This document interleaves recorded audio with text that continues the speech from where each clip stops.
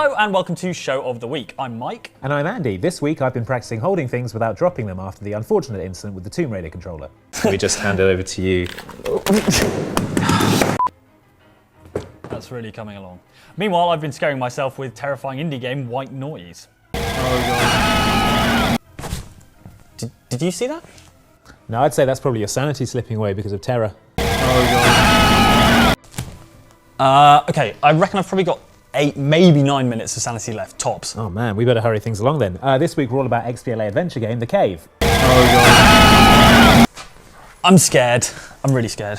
Well, I'll tell you what isn't scary, a dark forbidding cave that forces you to confront your own darkest desires. Are you sure? Because that sounds pretty scary. Welcome to The Cave. Yes, I'm a talking cave. The Cave, out now on XBLA, is a game about a group of people gathered from across time and space, a knight, a monk, a time traveller, twin children, an adventurer, a hillbilly, and a scientist. They're each on a quest for the thing they desire the most through a sentient talking cave that promises to grant them their deepest desires, but at a potentially terrible cost to those around them. Sadly, it doesn't include an address for the cave. I could really do the thing I desire the most, which is being able to hold an object for more than 5 seconds without dropping it. Ah well. The Cave has been getting a lot of attention due to its creator Ron Gilbert, seen here standing in an actual cave, also having created Maniac Mansion and Monkey Island, and the fact that it's being developed by Double Fine Productions, the studio of Day of the Tentacle creator Tim Schafer, seen here eating a bowl of money, creating an adventure game fan dream team that hasn't worked together since the early 90s. But it doesn't just coast on the reputations of the people involved. The Cave is a seamless combination of platform and puzzle game that asks you to pick 3 characters and take them on an adventure, learning more about each one as you go through a series of gorgeous cave paintings, as well as character-specific areas that can only be accessed if you have a certain character in your team of 3. As such, it'll take you at least 3 playthroughs to see everything, but the Cave's sardonic narration makes the process a joy, and you'll want to find out more about each of the adventurers, many of whom are not at all what they seem. It's charming, funny, and packed with perfectly pitched puzzles, and it's only 1,200 Microsoft points. That's why The Cave is our game of the week. But enough about you. This is about them. Okay, it is way too scary in here. I've got to get it out of here. Well, you are due in the kitchen. There's probably no ghosts in there. Okay, good. That sounds good. Oh, apart from the hosts of that video game show who were murdered in this studio 10 years ago this very night, they're probably in there. Oh, god damn it! Oh, hi Mike. The ghost of Dave the Games Animal Perry was just here looking for you. He said he'd be back though. That's ominous. I guess we've got a bit of time then. How was your week? Yeah, really good. I've been playing a load of old adventure games in preparation for this week's show. Do you want a cup of tea? Yes, lovely. Okay, hang on. No. No. There we go.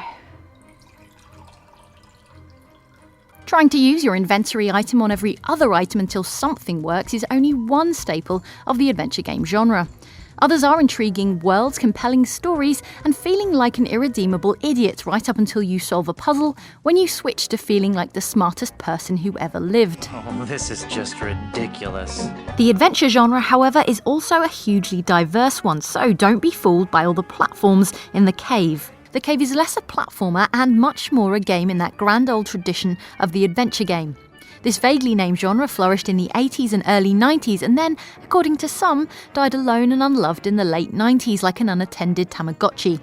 For a while though, adventure games were riding high, starting with simple text adventures in the 80s that made up for their total lack of graphics, with rich descriptions and taxing puzzles.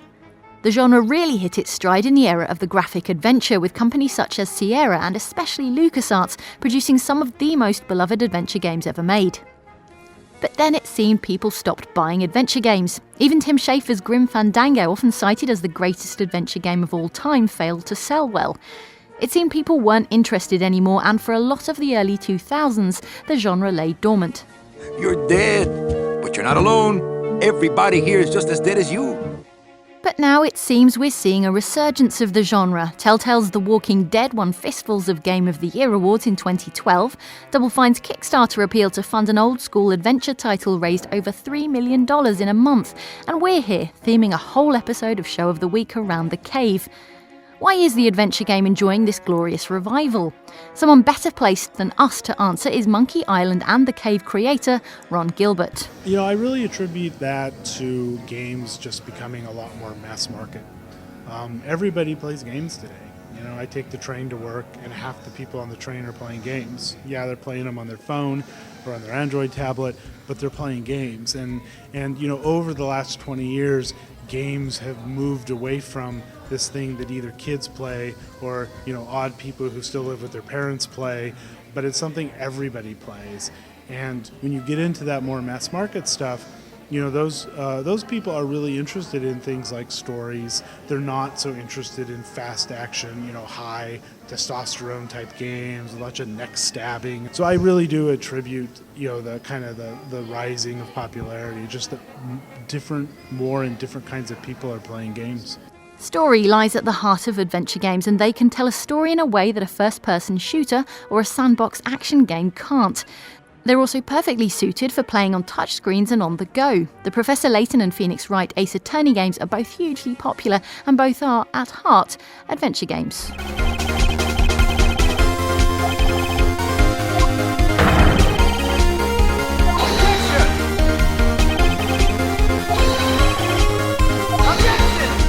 Nostalgia for the good old days of point and clicks also plays its part as the HD remakes of classic adventure games show. You fight like a dairy farmer.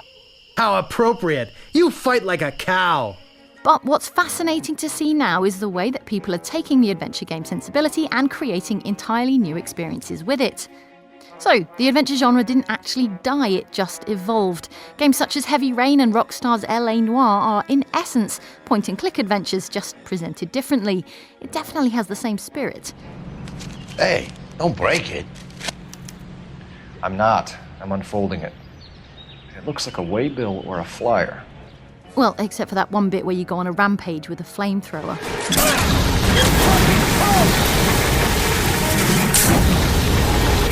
See, we told you they were diverse.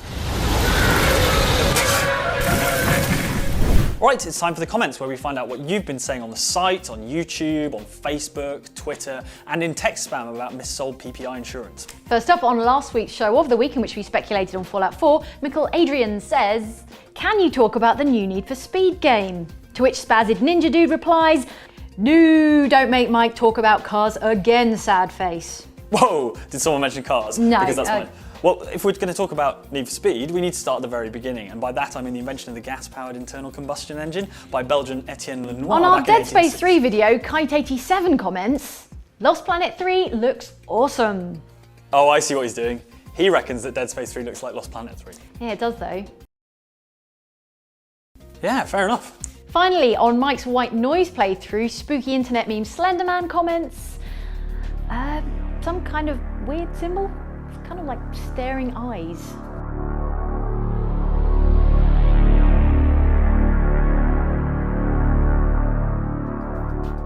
I mean, I wouldn't worry about it. It's probably fine. Mike? Oh, hey, you're back. Yeah, can we just hurry up and say goodbye? I'm really freaking out here. Yeah, sure, no problem. That's it for Show of the Week for another week, but don't forget to get in touch with us via one of the following exciting methods. Yeah, you can tweet us at Outside Xbox, or you can find us on Facebook at facebook.com/OutsideXbox. Or why not visit our internet website, which you can find on the information superhighway by pointing your Netscape navigator at www.outsidexbox.com. We'll see you next time. Bye. See ya, bye. Get out.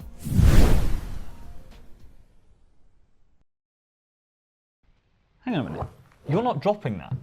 You got the thing you desired most. Yeah, but at a terrible cost to those around me. I'm gonna get murdered by ghosts, aren't I? A little bit, yeah.